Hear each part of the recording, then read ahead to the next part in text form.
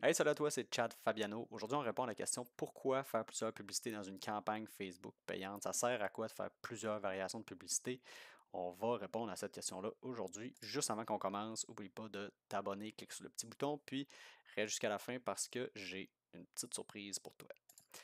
Donc, là, j'ai fait un petit schéma pour visualiser la chose. Donc, mettons en bleu, on s'imagine que c'est notre campagne Facebook. En vert, c'est notre audience. Donc, on a une campagne avec seulement une audience. Puis, dans l'audience, c'est là qu'on voit nos publicités en rose. Donc, on en a une, deux, trois, quatre.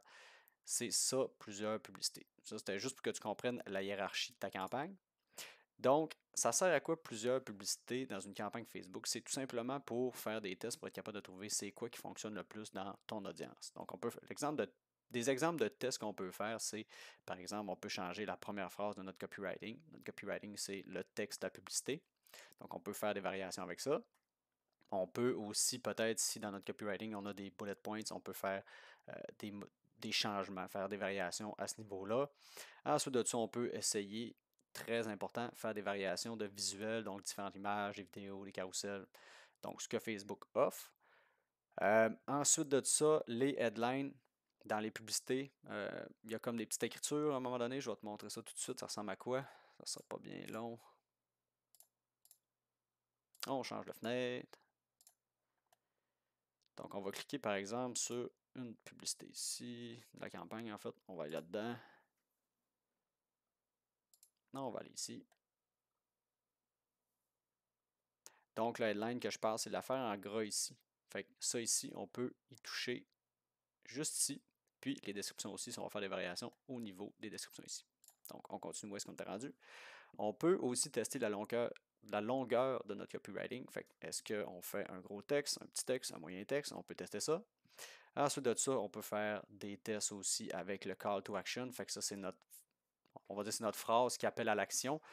Par exemple, bon, ben, clique ici si tu veux acheter telle affaire ou découvrir telle affaire. Fait on comprend la chose. Donc, c'est tous des exemples de tests qu'on peut faire, puis tu peux être créatif, tu peux t'amuser, tu peux en faire plein d'autres.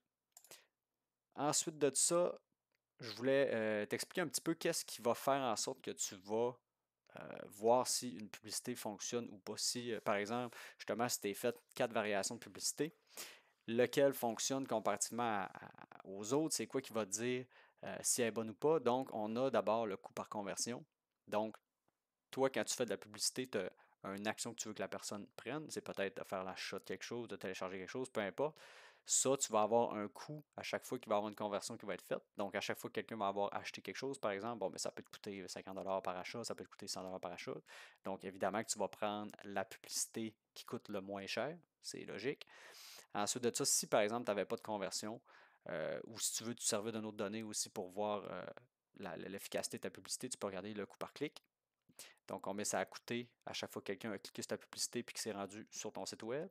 Et ensuite de ça, il y a le click-through rate qui est le pourcentage de personnes qui ont vu la publicité puis qui ont cliqué. Fait que ça, c'est 3 mesures que Facebook t'offre que tu peux utiliser pour regarder quelle publicité fonctionne bien.